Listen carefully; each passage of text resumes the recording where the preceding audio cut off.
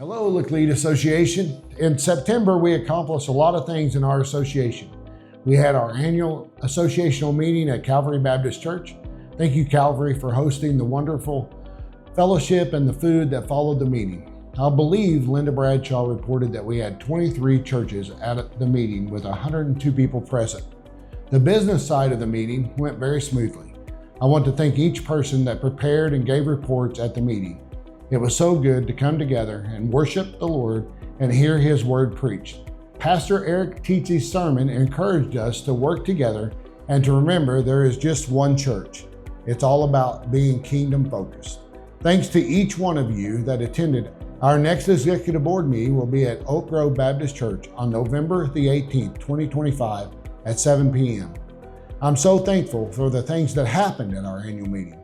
We voted to move our annual and our semi-annual meetings to the second Sunday of September and in March. These meetings will be at 3 p.m. I hope this will help attendance and give more time to worship our Lord as an association. The association had a couple of CDs that amounted to $36,000 that had been in the bank for a long time. We moved that money into the pool fund where it could be used for ministry. I am so thankful for an association that loves the camp and takes care of its camp. It is such a blessing to see all that the Lord has done at Laclede Baptist Camp. The camp is a tool that the Lord uses to draw His people to Himself. Two of the best things that happened at our meeting were that Prospering Baptist Church finished their watch care and are now full members of our association.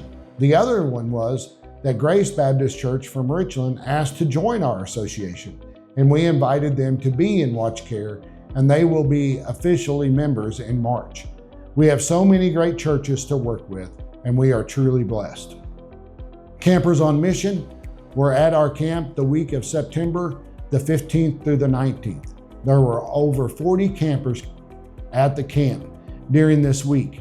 We had several people in cabins as well. I believe that there were 80 people from Campers on Mission during this week. The work that they accomplished was amazing. They worked on cabin 5.5, wiring, putting more of the ceiling up, plumbing, and even some painting.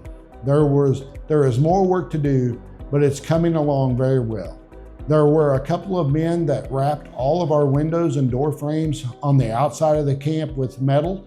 We took out several trees down by the shop and put up a carport for some of our camp equipment. They trimmed trees all around the camp. Tim Blake used his skid steer all week to help with removing trees and fixing the ramp at the river and so much more. There was a group of men that built wooden cars and trucks for Operation Christmas Child boxes. The ladies sewed all week in Wolf Hall for Operation Christmas Child. These people are so good at donating their time for the betterment of Laclede Baptist Camp. At the end of the week, they asked me to come to the camp for their morning devotion. They have worship time together each day before they started. Thursday night, they had taken up an offering and they gave the camp a check for almost $3,300. They worked all week and then gave us money for our needs at our camp. What an amazing week we had. Lots of work done by them, lots of running to get parts by me and other men from our association. We had men that worked all week that came from our association down to the camp during this week. And then the churches that stepped up to feed Campers on Mission during the evening meal was amazing.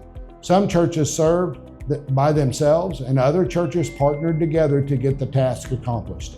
Every meal was appreciated by the Camper on Mission family. Rush Church has had their first Sunday in late August. Since then, they have been averaging 100 people in attendance. Steve Hash is very humbled by what the Lord is doing at the Rush Church. Steve and his wife Susie continue to do Bible studies on Saturday mornings and are doing testimonies on Wednesday nights and Sunday services at 11. Steve and Susie also went to an assessment retreat with the North American Mission Board this week to see if they could be sponsored by the North American Mission Board. This will help them in several areas of ministry. If they get the green light, they will be able to do so much more ministry. I attended with them at the assessment retreat along with Jordan Rockstead, one of the senior pastors at First Baptist Church, the sponsoring church for Russ. In closing, we always need to be looking for ways to reach out to our community and the people that we are around. If you are not around lost people, each of us can change what we do to be around people who need the Lord. Find ways to reach out to people you are around. Change your routine, start something new, do something that will put you where you can share what Jesus has done for you. Your testimony matters. Until next month or sometime soon in your association, churches, you will see or hear from me again. See you later. Thank you for allowing me to be a director of missions.